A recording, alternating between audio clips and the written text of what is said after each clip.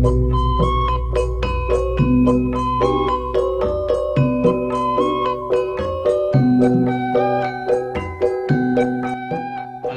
warahmatullahi wabarakatuh. Selamat siang semuanya. Saya Ismail Abdul Kudus.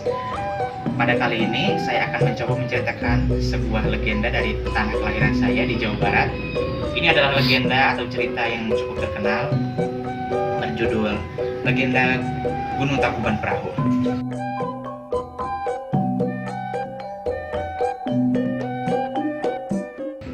Kisah bermulai di tengah hutan, di mana seekor babi hutan yang sedang kehausan karena teriknya matahari, dia mencoba mencari air untuk menghilangkan dahaganya. Setelah sekian lama mencari, dia pun melihat sebuah genangan air. Ya, tanpa pikir panjang dia pun meminumnya, tanpa diketahui bahwa itu adalah air seni dari Raja Sungging Purbangkara.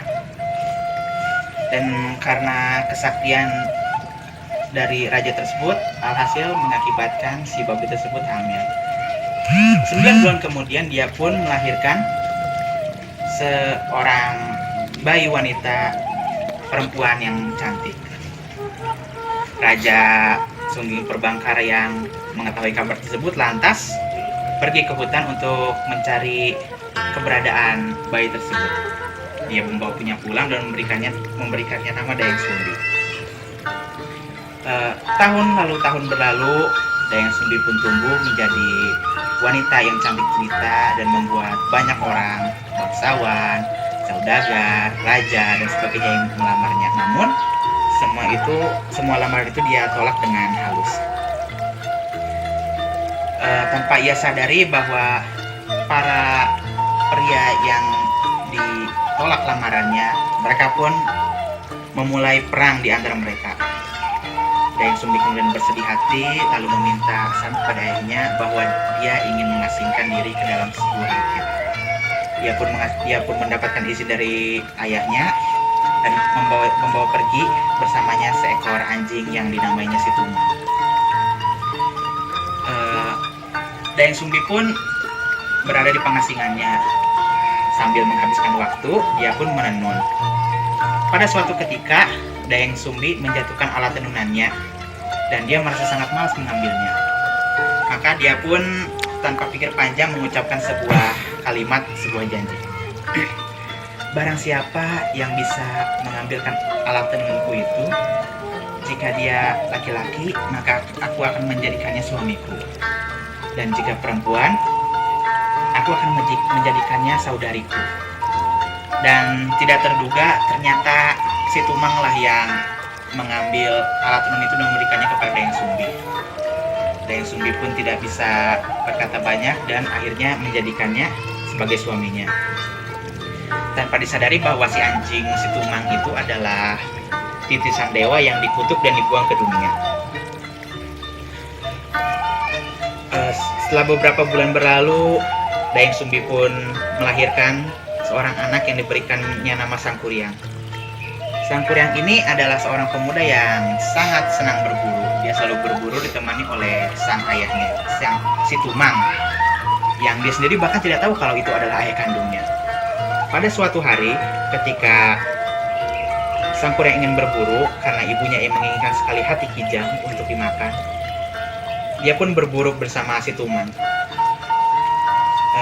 Lalu ketika dia melihat rusa kijang di antara semak belukar yang sedang memakan, lalu dia pun menyuruh si Tumang, "Hei Tumang, ayo kejar." Namun aneh, tidak seperti biasanya Tumang yang biasanya perut, kali ini tidak mau menurut. Sangkuriang pun karena kesal dia melontarkan sebuah kalimat, "Hei Tumang, ayo kejar. Kalau tidak, aku yang akan membunuhmu." Tanpa dikedulikan ucapannya oleh si Tumang, Sangkuriang pun bertambah marah dan kesal dan akhirnya membunuh anjing itu. Lalu dia pun mengambil hati anjing hitam itu dan membawanya kembali kepada ibunya untuk dimasak. Tanpa sepengetahuan Dayang Sumbi bahwa hati yang dimasaknya itu adalah hati suaminya. Maka tak terpendamkanlah amarah Dayang Sumbi ketika mengetahui bahwa hati yang dimakan itu adalah hati suaminya. Dia pun mengambil sebuah gayung dari buah kayu dan memukulnya kepada Sangkuriang. Dan sang kuryang yang merasa sakit hati kini pergi dari sisi ibunya tanpa pamit dan kemudian mengembar ke arah timur. Dayang Sumbi juga yang merasa menyesal, dia pun berdoa dan minta pengampunan pada para dewa.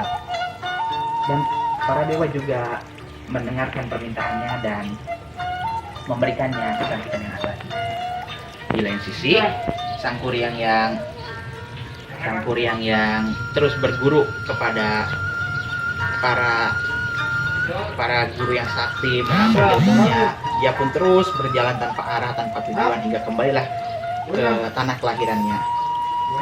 Dan dia pun melihat seorang gadis cantik yang sangat jelita. Kemudian mereka pun jatuh cinta tanpa sang kuryang menyadari bahwa gadis yang dilihatnya itu adalah ibunya sendiri, yaitu Dayang Sumbi. Mereka pun berencana menikah. Lalu saat sebelum pernikahan, sang kuryang ingin berburu untuk calon istrinya itu. Dan Dayang Sumbi pun membantu mengikatkan ikat kepala kepada kepala sang kuryang. Di saat itulah Dayang Sumbi menyadari bahwa pria yang akan dia nikahi ini adalah anaknya yang telah lama hilang. Dia pun mencoba memberitahukan kepada sang kuryang bahwa dia adalah ibunya. Namun sang kuryang tidak mendengar karena telah dibutakan oleh hawa nafsu. Maka Dayang Sumbi mencoba mencegahnya dengan memberikannya sebuah tantangan. Jika kau ingin menikahiku, maka kau harus menyelesaikan tantangan dariku. Sang kuryang lalu menjawab, apa yang kau tantang padaku? Apa yang kau inginkan? Dayang Sumbi kemudian melanjutkan, aku ingin kau membentuk danau dari bendungan Sungai Citarum dan membuat perahu yang besar di dalamnya. Dan semua hal itu harus kau lakukan dalam 1 malam. Sang kuryang dan para guru menyanggupi permintaan Dayang Sumbi tersebut. Lalu mulailah sang kuryang bekerja.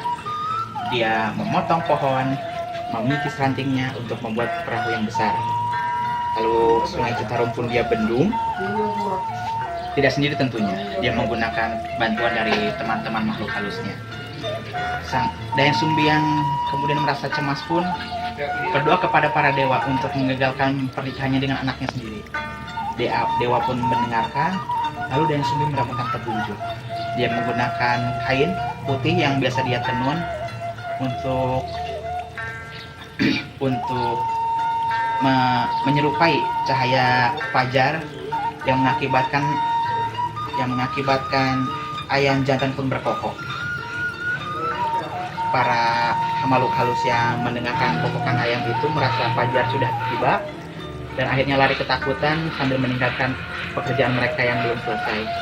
Sang kuryang yang merasa ditipu pun merasa marah, merasa bahwa waktu itu sebenarnya masih ada untuk menyelesaikan tugasnya. Dia pun marah, akhirnya membocorkan, melepas bendungan Sungai Citarum dan melemparkannya ke arah timur. Dia masih marah, lalu perahunya yang besar itu dia tendang dan akhirnya menjadi gunung tangkuban perahu. Sang kuryang yang sudah menyadari bahwa itu adalah tipu daya Dayang Sumbi kemudian mengejarnya hingga Dayang Sumbi menghilang di sebuah gunung. Gunung tersebut sekarang dinamai Gunung Putri, dan sang kuryang yang tersebut sudah terus mengejar sampai akhirnya dikatakan hilang ke alam gaib. Begitulah cerita Gunung Tangkuban Perahu yang sangat populer di masyarakat Jawa Barat.